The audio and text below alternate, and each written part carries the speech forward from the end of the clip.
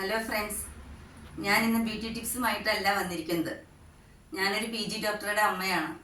ഒരു ഡോക്ടറുടെ അമ്മ എന്ന നിലയ്ക്ക് റീസെൻ്റായി നടന്നിട്ടുള്ള ഇൻസിഡൻറ്റിനെ കുറിച്ച് വളരെ പരിതാപകരമായിട്ടാണ് ഞാൻ ഈ വീഡിയോ ചെയ്യുന്നത്.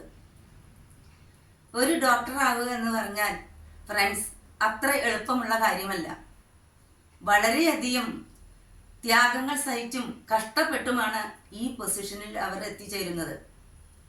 +2 കഴിഞ്ഞാൽ പിന്നെ എൻട്രൻസ് എക്സാമിന് നല്ല റാങ്കോട് കൂടി പാസ്സായാൽ അവർക്ക് MBBS അഡ്മിഷൻ കിട്ടും. 5.5 കൊല്ലം വളരെ കഠിനാധ്വാനത്തിന്റെ ഫലമായിട്ടാണ് അവർക്ക് ആ ഡിഗ്രി കിട്ടുന്നത്. അതിനുശേഷവും അവരുടെ പഠനം നിന്നിട്ടില്ല. പിന്നെ PG എൻട്രൻസ് എക്സാമിനുള്ള തയ്യാറെടുപ്പാണ്. അത് ഇതിലും ടഫാണ്.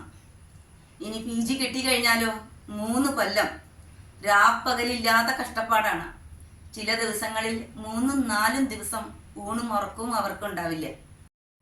ഇനി PG കഴിഞ്ഞാലോ ഒരു ഡോക്ടറുടെ പഠനം പിന്നെയും അവസാനിക്കുന്നില്ല. പിന്നെ MCHനുള്ള തയ്യാറെടുപ്പാണ്. അതും ഭയങ്കര ടഫാണ്. എൻട്രൻസ് എക്സാം എഴുതുക തന്നെ വേണം. MCHന് എൻട്രൻസ് എക്സാം എഴുതി കഴിഞ്ഞാൽ പിന്നെ 3 വർഷം വീണ്ടും പഠനം തന്നെ. ഈ കഷ്ടപ്പാടുകളൊക്കെ തന്നെയാണ്. അങ്ങനെ 12 വർഷത്തിന് ശേഷമാണ് അവർ നല്ലൊരു ഡോക്ടറായിട്ട് പുറത്തിറങ്ങുന്നത്. അതുകൊണ്ടാണ് ഫ്രണ്ട്സ് ഈ ഡോക്ടേഴ്സിനെ ദൈവമായിട്ട് എല്ലാവരും കാണുന്നത്. അതുകൊണ്ടാണ് രോഗികൾ ഡോക്ടേഴ്സിനെ ശരണം പ്രാപിക്കുന്നത്. എന്നാൽ ഈ ഡോക്ടേഴ്സിന് ഹോസ്പിറ്റലിൽ സുരക്ഷിതത്വം ഇല്ലെങ്കിൽ പിന്നെ എവിടെയാണ് ഉണ്ടാകുക? അവർ എങ്ങോട്ടാണ് പോകുക? അവർക്ക് സേഫും സെക്യൂരിറ്റിയും വേണ്ടേ? തീർച്ചയായിട്ടും വേണം.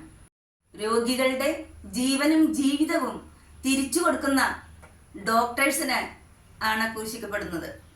എന്തൊരു ദുരവസ്ഥ, എന്തൊരു വിരോധാഭാസം. ഫ്രണ്ട്സ്, നിങ്ങളൊന്ന് ആലോചിച്ച് നോക്കൂ. ഒരു ഡോക്ടർ ഇല്ലെങ്കിൽ ഒരു രോഗിയുടെ അവസ്ഥ എത്ര ദയനീയമാണ്. തീർച്ചയായിട്ടും ഡോക്ടേഴ്സിന് സേഫും സെക്യൂരിറ്റിയും വേണം.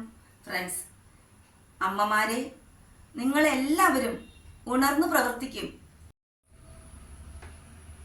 പിന്നെ നിങ്ങൾ അമ്മമാർക്കെല്ലാം പെൺകുട്ടികളുള്ളതല്ലേ? ഇങ്ങനെ കണ്ണീരുമായി നിങ്ങൾ ഇരുന്നാൽ മതിയോ? നമ്മുടെ പെൺകുട്ടികൾക്ക് ഈ നാട്ടിലും മറുനാട്ടിലും പഠനവും ജോലിയും വേണ്ടേ? ഇത്തരം ഇൻസിഡൻസ് ഇനിയെങ്കിലും ഇല്ലാതിരിക്കണമെങ്കിൽ നമ്മുടെ മക്കൾക്ക്, നമ്മുടെ പെൺകുട്ടികൾക്ക് സുരക്ഷിതത്വം വേണമെങ്കിൽ തീർച്ചയായിട്ടും ഡോക്ടേഴ്സിൻ്റെ കൂടെ, നമ്മുടെ പെൺമക്കളുടെ കൂടെ നിന്ന് നിങ്ങൾ സംഘടിക്കുവിൻ, പ്രവർത്തിക്കുവിൻ. എല്ലാവരും അവരോട് കൂടെ ചേർന്ന് നിൽക്കുവിൻ.